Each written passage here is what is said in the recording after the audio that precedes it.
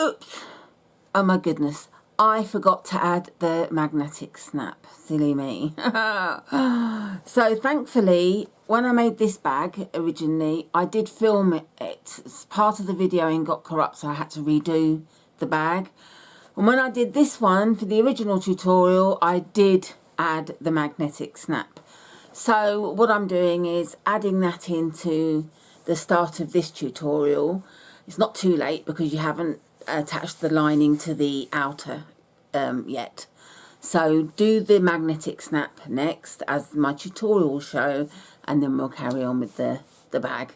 So I'm very sorry about that, but we're all human and we all make mistakes. I certainly do. So forgive me, and here's the magnetic snap tutorial. Okay, now we've sewn the lining, we want to add the magnetic snap. Again, this is different to how she does it because of the way we're doing it. So what I've done is I've measured 1.5 inches down from the top of the lining. This is because we're going to be turning it, with stitching it closed and turning it. So we need to have a good gap from the top. And I measured in the centre, so it's 14 inches across, 1.5 inches down, and I put a dot on the 7-inch mark. Then I took my magnetic washer and laid it on and did markings for the cuts to go. Did it both sides. And where have I put my craft knife? I have my lovely craft knife. You can use a seam ripper, but this is far more exact. And I just go in the length of the cut, that the pen mark that I've done, and I'm just doing it very carefully and making sure my fingers are out of the way. And again,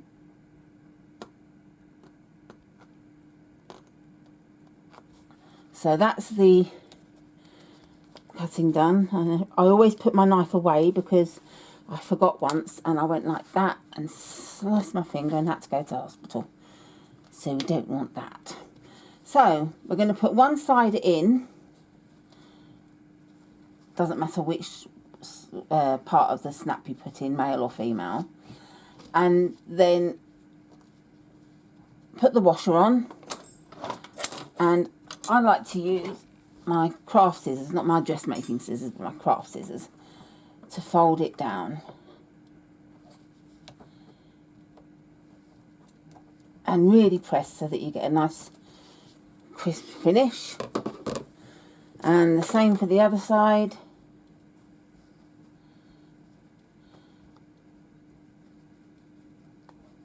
And I did actually forget, normally I actually do add a little bit of fray check, or anything like any product, just to stop the fabric from continuing to fray. But I mean, it shouldn't do, but I haven't done that this time, but I do like to, so it's a suggestion.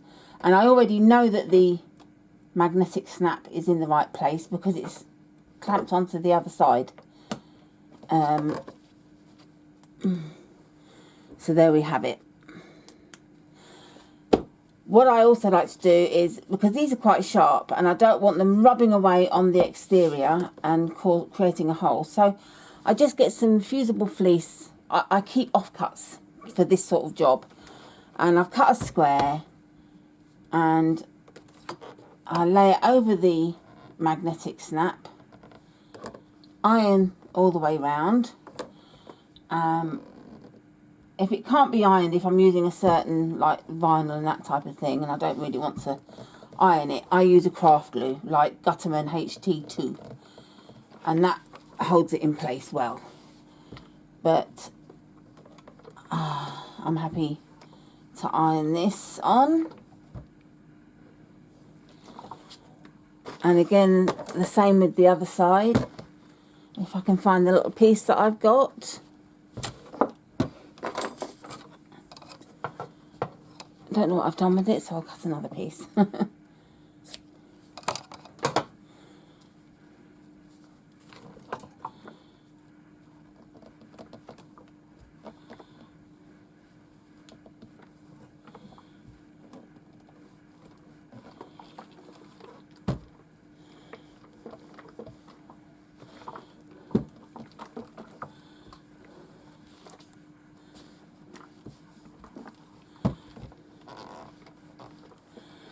So there we have it. The fusible fleece is over the magnetic snap, making it nice and soft, and it won't wear a hole in your other fabric on the outer.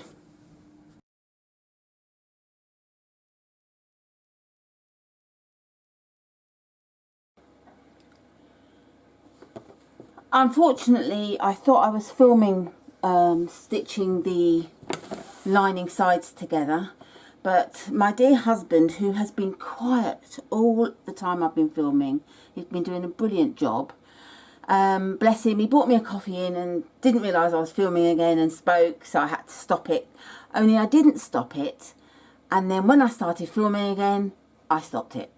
So I didn't film the bit that I should have filmed, so I apologise, but you didn't really miss much. All I've done is sewn around the edges. Now with the thing with the lining is you want it to be slightly smaller than the outer piece of fabric, because that way it sits in there nicely and it's not all scrunched up because you're trying to fit a piece of fabric in that's the same size. So what you do is you start at the top corner with a 1/4 inch seam allowance, like you did with the outer. You did the straight bit, which is about 1 centimetre down. Then you do the stitch on the diagonal, and about 1 inch in you move out and you stitch a 3/8 of an inch seam allowance, and you do that all the way round, and then you leave a gap of about 4 inches along here for turning your bags. You'll see why. Now in the instructions you're not doing that, you're stitching it closed, but please don't. Leave the gap, stitch round again, and hey presto, you've got your lining stitched. And then like we did before, we're going to box the corners off, which I did show you previously, so I don't think you need to see it again because you have already done it once. But basically, just to recap, you've got to put your seams equal. Pin it once you know you've got the seams together on the inside. Pin it, mark it at 2.5 inches across, stitch and trim off. That's basically what you're doing. Just remember to check before you snip that your seams are matching, so you don't have to unpick it and redo it. So that's it. I will do the boxing, and the next thing we'll be doing is stitching the straps to put on the outer before we put it all together. Exciting, we're getting there. Before we do the straps, I wanted to come back and show you that when you're doing the lining, you've got a bigger seam allowance, so it's much easier to flatten it out both sides so you don't get any bulky corners, edges along the bag in the lining. So it's not crucial, but it does make a bit of a difference. And just even knowing that they're nice and smooth makes you feel good. It's the minor details, they all add up. So we're cutting the edges again because I have checked the seams are together.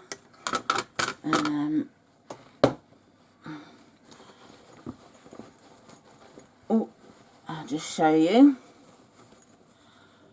that the seams, get the right place, are matching in the corner, so I'm happy with that. And you need to leave the lining inside out, leave it like that, okay?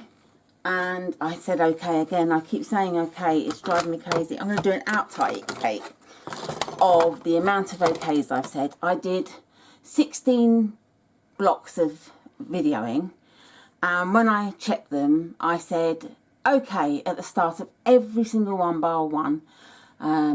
One I said so at the beginning of, so okay and so are, I'm trying to ban them, but you know what it's like when you say it and you think you don't want to say it, you say it more. It's a bit like that yes no game, you can't say yes or no and you do.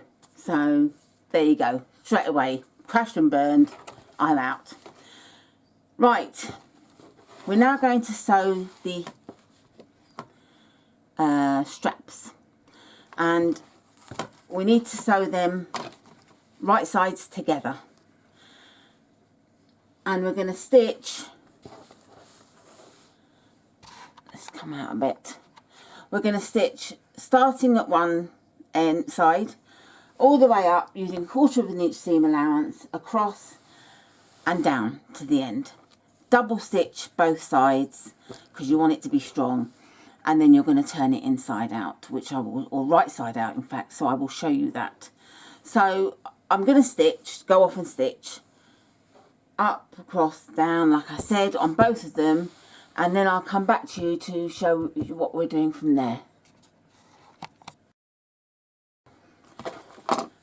Right, I have sewn the two sides together, and I haven't been too worried about cutting the corners like we did earlier, because this part's going to be inside the lining, in between the lining and the outer panels, so it's going to be hidden and it's not important.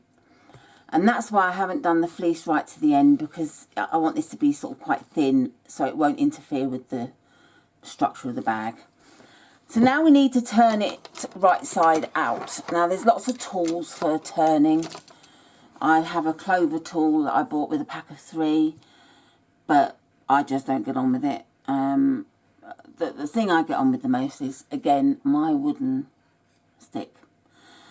It's good because it's thick and the ends are quite blunt, so that when you're turning, it's not likely to shoot through and cut a hole in your fabric.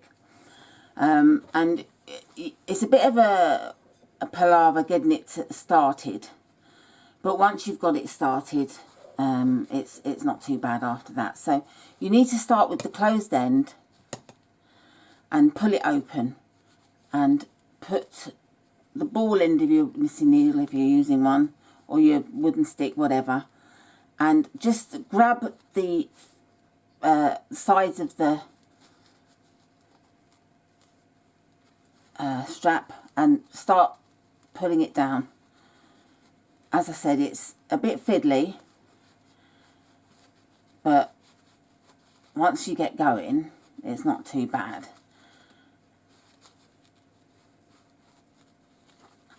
Now, I have before sewn a bit of ribbon on the inside. I put a piece of ribbon between the 2 layers and had it sticking out above there, sewn around, and used the ribbon to pull it out. But doing it on something like this, it doesn't really work because it's too long. But it's handy to do it on the smaller things that you're turning. So it's got going now, it's not too bad.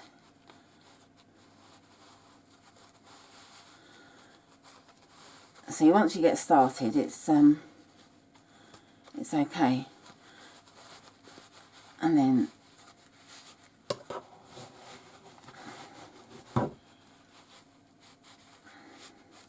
so once you get that far, you can just pull that out and then pull it down like that, and it behaves quite nicely. So that's the one piece turned, and then just using this wooden knitting needle again, use it to push out the corners. They don't have to be sharp corners, as I said, it's just to push them out so they're not bulky. So that's the one piece. I'm going to turn the other piece, and then I'm going to give them a press. Once I give them a press, I shall come back to you. Back again, I've given them a nice press, so they're lovely and crisp and flat, but they've still got some body to them. You squeeze them like that and they'll bounce back, and that's what I wanted by putting the fleece into the handles. The other thing we need to do now is just make sure that the handles are both the same length, because you're going to measure them when you put them to the bag by giving them a 1/2 inch overhang on each edge.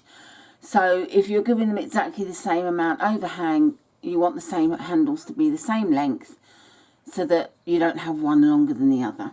So you put the ends together, and so I'm trying to fit this in for you, and put the other ends together, and as it happens, these are still the same length. If they weren't, I'd just put a ruler across and trim off the ends to match them up. And the next part to do is top stitching around the edges. You don't have to top stitch if you don't feel confident top stitching, or your top stitching isn't very good because you know you haven't sewn for very long, then it's not crucial. It does give a nicer finish, and it does stop them from curling over and so on, and twisting. But as I say, if your top stitching isn't great and you feel that it would actually look quite awful, then don't do it. You don't have to. And if you're more confident in having a bag with handles that don't have top stitching, that is totally fine. It's not crucial. It just gives it a slightly nicer finish. That's the same with anything. If you're not confident with your top stitching on anything, you don't have to do it. But like I say, it does add a nice finish to your bags. So if you can, please try. You can always practice. Just practice on some scrap material, just doing straight lines. Even draw some straight lines to follow, just to get used to drawing, to stitching straight lines. It's good to just practice doing that. So I should go to the machine, top stitch and return. So I have done my top stitching. Trying to show you there. So I've done both sides on both pieces, and now we're ready to attach to the outer piece. I have put the bow and pinned it down so that I don't catch it in the stitching at all, and it's also out of the way for attaching the handles. And what I've done is got my pen and my ruler, and you need to decide where you're going to put your handles. These handles are slightly wider than the pattern. She starts with a 2-inch piece of fabric, so they end up about just over 1.5 inch wide. These are now 2 inches wide because I started with 2.5 inch and did quarter seam allowance. So decide what width handle you'd like. You might want just a 1 inch handle, so do 1.5 inch wide fabric. It's entirely up to you. That's the great thing about bag making. You can adapt it to your design and what you prefer. So I want to do these handles so that they're 1.5 inches away from the edge, so that basically once the bag is made, they will sit like that. So I'm happy with that. So we get the seam, make sure the seam's on the edge there, and then mark 1.5 inches from the edge, both sides.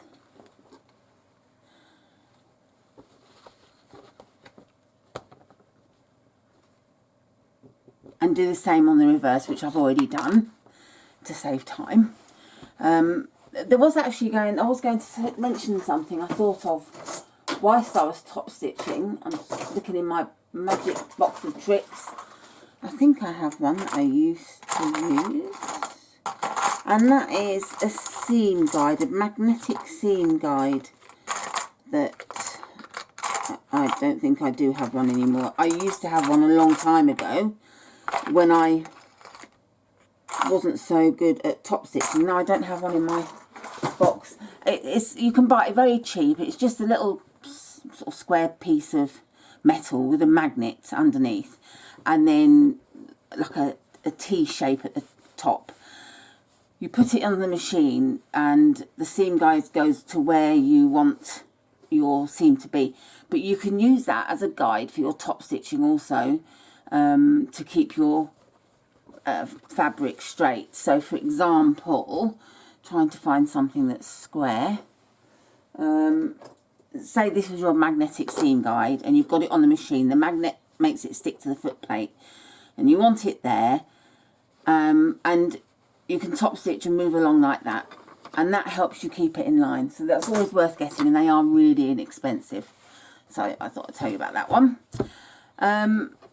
Okay, so now I want to line the edge of my bag up, only the top side, the underside move out of the way, and I'm going to use my cutting board for this. line it up on a 1/2 inch line, and then get my strap, lay it next to the mark I've made, and move it up to the next line at the next 1/2 inch mark so that the bag is 1/2 inch over the edge, and then pin it down. And the other thing is, if I'm stitching, there's a chance it could move like that. So making sure the strap stays straight. You can even mark at the bottom on the 1.5 inch line as well. If you're using a friction pen, that'll be fine because you'll use the iron to get rid of the mark. But you want to keep the strap straight, so put a pin across there. That way it's going to stay straight for stitching, and you won't have a wonky handle. Then you want to move the, I'm not sure if I had that in, oh, I did have that in. You want to move the handle to the other side. The thing you don't want to do is fold over so that you have a handle that will be like that. That will be no good. So you want to make sure it's going to stay like that. And again, with the other side, make sure that the 1/2 inch mark and against the mark I've made, and then put a pin in there. And again, to keep the strap straight, pin across. And then turn over and do exactly the same for the other side.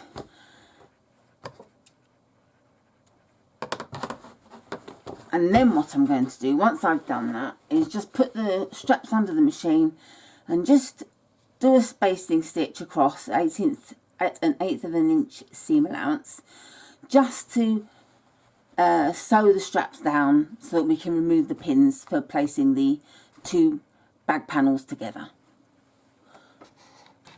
Right, we have, I have sewn the straps, or basted the straps to the top of the bag, just on a very small seam allowance. So they're in place, and now what we need to do is put the outer bag inside the lining, right sides together. So the outer bag needs to be the right side out and the lining needs to be inside out. And the bow side you want to put against the zipper. That's the standard way of doing bags usually. But you can put whichever side you like in. So once you've put it inside, make sure the handles are down and the bow will be out of the way, and then you want to start pinning.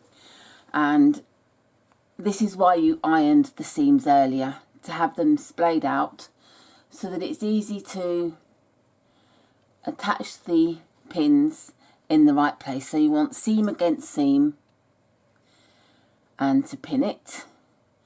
I wouldn't advise clipping. I would use a pin at this point because clips can move slightly, and you really want to make sure that the seams are very accurate in place. And you do both seams together. Don't be tempted to just start at the seam and sew along, because there's a chance you could get to the end of the first side and the seams not be lining up, and you don't want that because it just doesn't look very nice. So seam on seam, and again pin.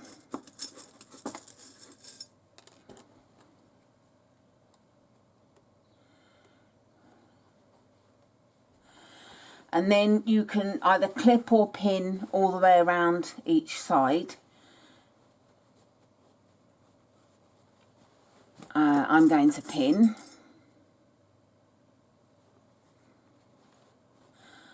I'm going to keep pinning, and then I will adjust the camera to be at the machine. I would say on the side of the bow, pin a lot, because your fabric and your machine foot will want to push the fabric down nearer to the edge of the bow. So to stop the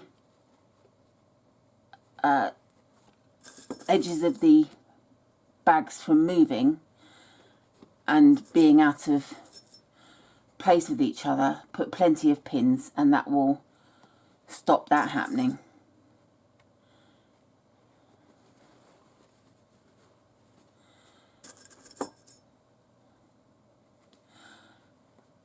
I will finish pinning and come back. I have pinned all the way around the bag, and I've removed the table from my machine so that I can get the bag underneath the arm of the machine. I have another machine which is the Janome HD9 that arm doesn't come away like that. The table doesn't come away, and you can't do that, so in which case you have to stitch on the inside of the bag to go around. But I prefer doing it this way, so when I can I use this machine, which is my Innovis NV1100.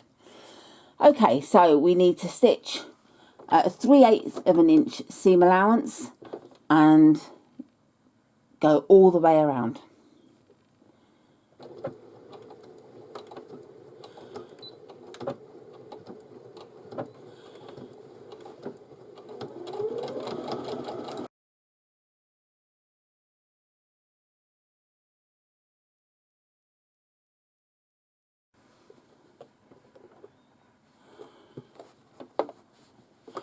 Now we're at the part where the bow will want to push everything against you. So it's important to keep a tight grip.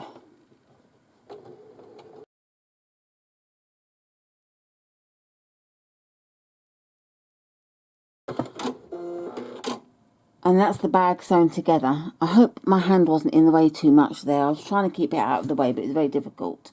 But you get the gist, I'm sure. Now I'll set the camera back up at the other table again.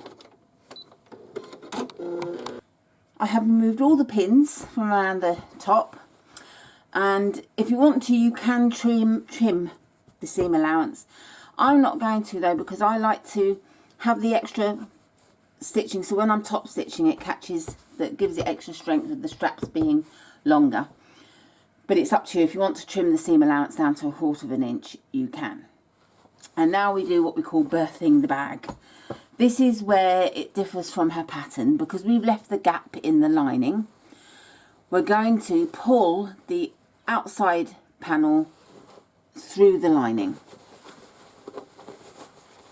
And they call it birthing the bag because it's like having a baby.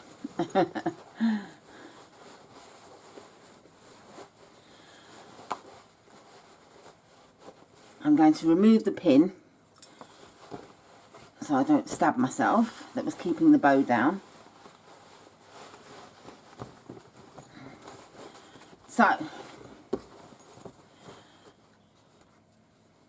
that's pulled. I'm just going to get rid of that fluff. That's pulled the lining through, the outer bag, sorry, through the lining. And I'm just going to check that I'm happy with the stitching, which I am. So now we can close the gap in the lining, and I make it easier upon myself by pressing the seam to give a good crisp edge, making it stay put in the machine. Just waiting for my iron to heat up.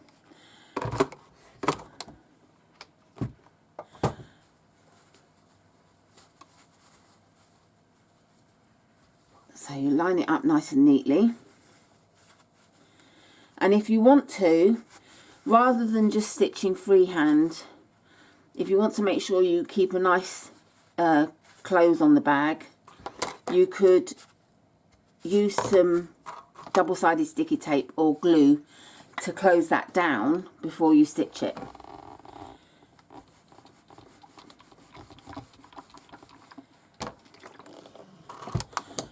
I will go and stitch that and return. I have stitched along the opening and stitched that closed, and whilst the lining is out of the inner, or if you know what I mean, inside out, I'm just going to give it a press just to crisp it up, smarten it up, both sides. It hasn't actually really got creased in the turning, I think because of the nature of the fabric, with it being a denim type fabric. It's held up really well. And at this point I also like to iron the outer, because once you've put the lining in, if you iron it, you'll find that no matter what you do, you'll put creases on the lining on the inside, because it won't be completely flat.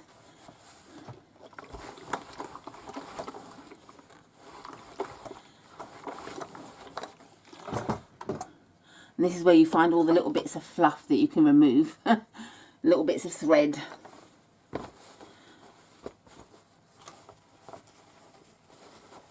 And again.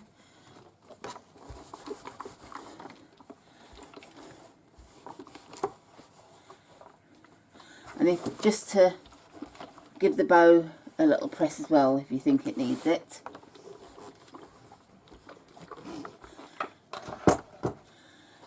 Then you want to put the lining inside.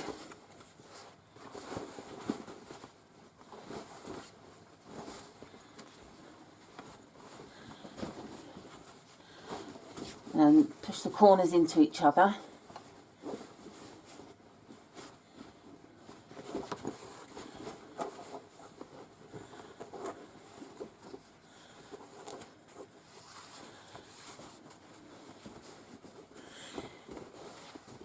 And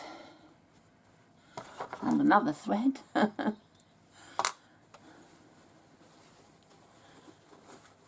And what you want to do is, I'm going to press the top of the bag, but you don't want the lining, although the lining is the same as the top of the band for me, yours may not be, and you don't want the lining to be showing on the outside. So what you need to do is just slightly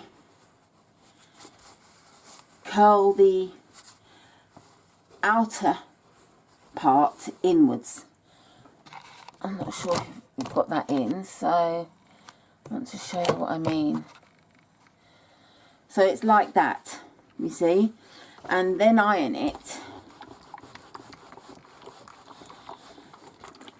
And that way, when you top stitch around, which you really do need to do for this part, I'm afraid, you can't really get away with not top stitching. It's really quite an important job. Otherwise, the lining will, you know, start to come out over the top, etc., etc. It just wouldn't look very nice. You do need to top stitch this part. So iron all the way around.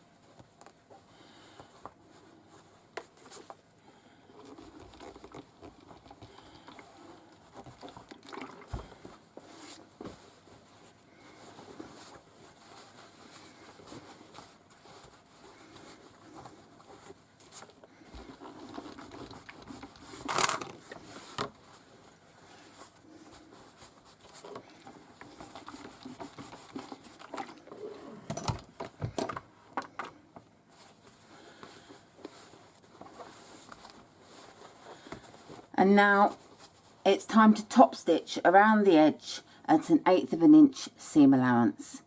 And as you're going, just make sure that the lining is staying curled under, that the outer is just slightly curved over.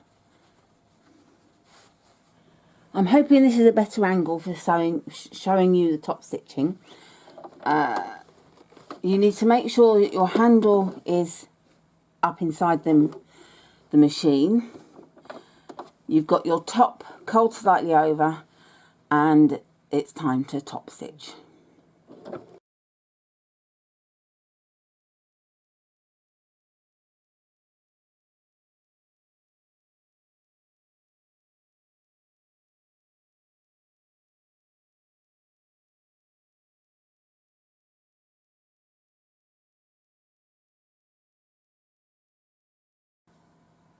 So I've finished the top stitching, and here's the bag.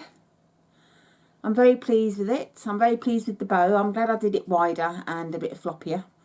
And the top stitching I did around the edge.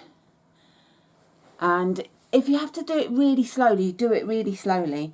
And I'll show you on the inside what I meant about just doing it slightly over. So I hope you enjoyed the tutorial and you like your bag. Please do share your bags with us in the group. Post what you make. I would really love to see it, and it will inspire me to do other tutorials when I see how well you all got on with it. I will find some free patterns, and you will be able to vote on what pattern you want to do next. So I'm going to have a little bit of time off to make some bags for myself and then I'll come back with another tutorial once we've all voted and I know which one we're doing. So happy stitching. I can't wait to see what you've made, and I hope you enjoyed it.